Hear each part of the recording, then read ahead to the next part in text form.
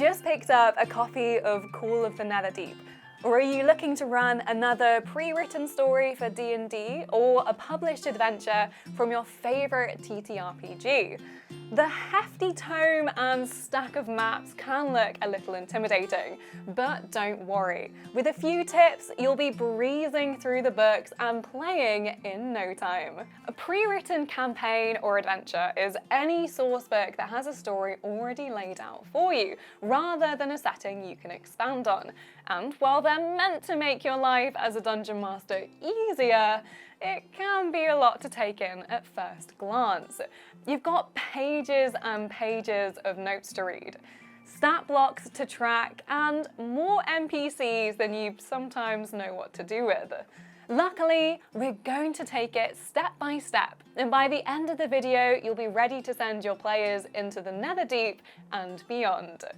I'm Maddie from Dicebreaker, and this is how to run a pre-written adventure. If this is your very first adventure and maybe your first time really looking into a source book, then make sure you're familiar with everything in the Running the Adventure section in your D&D book or equivalent. This will tell you any additional rulebooks you'll need, which descriptions you can read out to players, and basically familiarize you with the layout of the book, which, when you're quickly flicking back and forth during a game, will be important to understand, lest you tell a player a secret only you, as the GM, should know, which I have done, so don't worry, just roll with it if you do, your players will never know.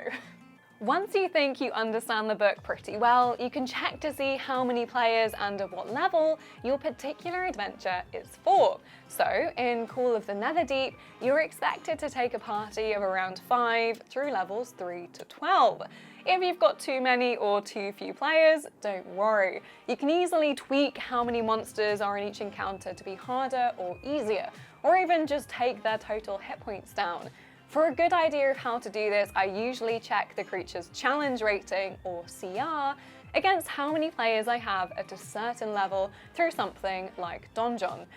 If in doubt though, just make encounters easier to start with. If your players are suddenly destroying your attacking skeletons too quickly, then add more bone boys or up their HP.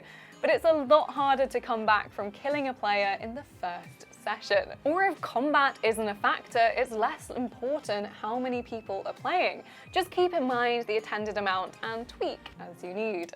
Once you've got your list of willing friends sorted, then it's usually a good idea to have a session 0.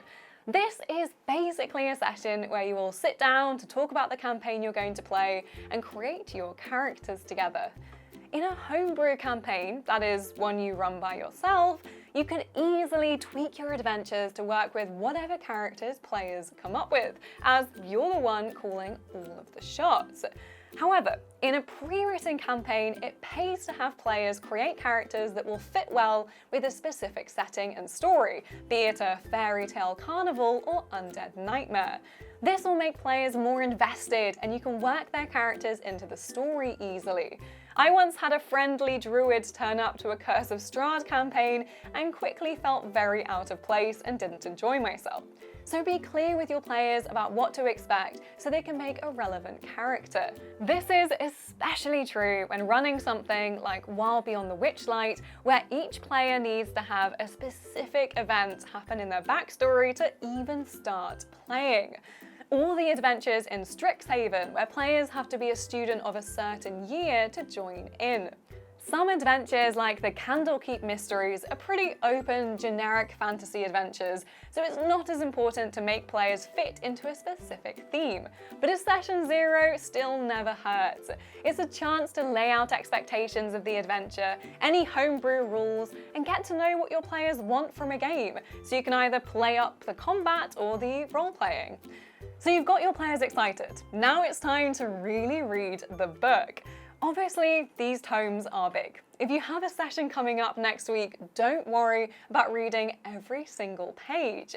have a good look at the intro to get a sense of what the adventure is actually about, and any overarching themes such as the evil hags in Wild Beyond the Witchlight, or intriguing rivals in the Call of the Netherdeep. From there, you'll obviously want to get familiar with the first chapter, as that's what you'll be actually running when your friends turn up with the dice and snacks. But beyond that, if you don't have time, you can skim the openings of later chapters and just leave the rest till you're ready. It's great if you can know the story cover to cover, but the beauty of a pre-written adventure like this is you don't have to plan weeks or months ahead. The books allow you to take everything session by session if you want. Of course, once you get started, it's important to have an understanding of where the story is going to end up. You can't ever predict what your players are going to do, so if you know the next chapter pretty well, you can skip forward a few story beats if it feels right, or leave players clues earlier than anticipated if they're not quite picking up a story hook. This is where understanding the overall story is important. But if you find yourself forgetting chapter 10 once you go back to running chapter 1, firstly, you're probably fine. But secondly, this is a chance to make your notes work for you. I like to distill each chapter down into a Spark Notes version. The things I know I need to remember, such as key backstory points that can come up in conversation, or where a certain quest item is hidden.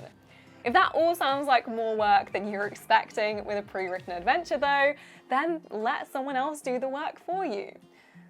Adventure on DriveThruRPG are a well-known creator of pared-down notes that cover all the basic info you need to hit the table running. Download one of their adventure packs and you'll have a great idea of the basics without having to read the entire book straight away. Even if you've just stuck to the first couple of chapters of a module, but you're reading something like Tomb of Annihilation, that is still a ton of content to get through. NPCs, side quests, games, shops, more NPCs. Make sure to have this kind of handy info readily available to check back on when playing. You don't need to memorize every single general store and apothecary, but you do need to quickly call on them when your players decide they just have to get new cloaks. I like to write up the info I need in something like a Google Doc or Notion so I can quickly click back to it when needed. Oh, you want health potions? But of course, head to the merchant prince Wakagan Otamu, who deals in magic and lore.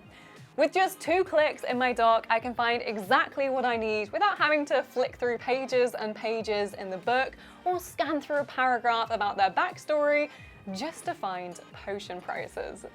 Of course, players are rarely even that predictable, so don't worry about going totally off-piste and just making stuff up. I like to have a list of random NPCs to call on whenever I'm stuck. If you can't find a certain shop or forgot exactly what the tiefling was called for a side quest, then you can pick something from your table and go with that. Rarely does it matter if you use the exact same NPC from the book, and your players will never know or really care for that matter. And expect players to veer off the adventure sometimes. Maybe print out your random NPC table and grab some other ones for monsters or relevant quest hooks. I find paper laid out behind the DM screen is so easy to refer to in a moment of panic, so I'm much less likely to get flustered if my players decide to ignore the opening challenges in Call of the Netherdeep in favour of exploring an unknown part of the town.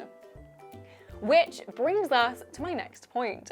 A lesson I learned the hard way. If there are challenges or games with specific rules in your adventure, make sure you really understand those before the game. I made the mistake of letting players join the snail race in the Witchlight Carnival, only to find the rules a lot more complex than I first thought. It really slowed the game down as I scrambled to add everyone's scores up. Practice these rule-heavy things beforehand if you can, whether it's a pie-eating contest or a dinosaur race. It's better to be over-prepared than get stressed on the day. So, you've got your notes in order, you think you understand the adventure hook, now you should be ready to go and actually run your first session of a pre-written adventure. While it is curated to be a fun experience, don't forget that it's also your story. Tweak things you don't like, change the order, alter NPCs.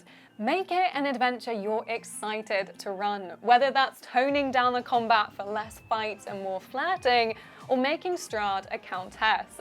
Do what makes you and your players happy. Once the book is in your hands, the story is yours to do exactly what you want with it. So those are my tips for running a published adventure. Whether you're picking up the new Call of the Netherdeep campaign, diving into a classic like Tomb of Annihilation, or running another TTRPG adventure altogether. Hopefully this helps steer you in the right direction when staring at your giant tome of stories. If you're interested in what a pre-written campaign looks like in play, why not check out our Call of the Netherdeep Let's Play, where we tackle the first 2 chapters. For more ways to improve your RPG games, make sure to subscribe to the Dicebreaker channel and hit the notification bell so you don't miss any great tabletop content. You can also check out dicebreaker.com for articles and news coverage for all the latest on TTRPGs and beyond. So, good luck with your adventure, and most importantly, I hope you have a lovely day. Bye!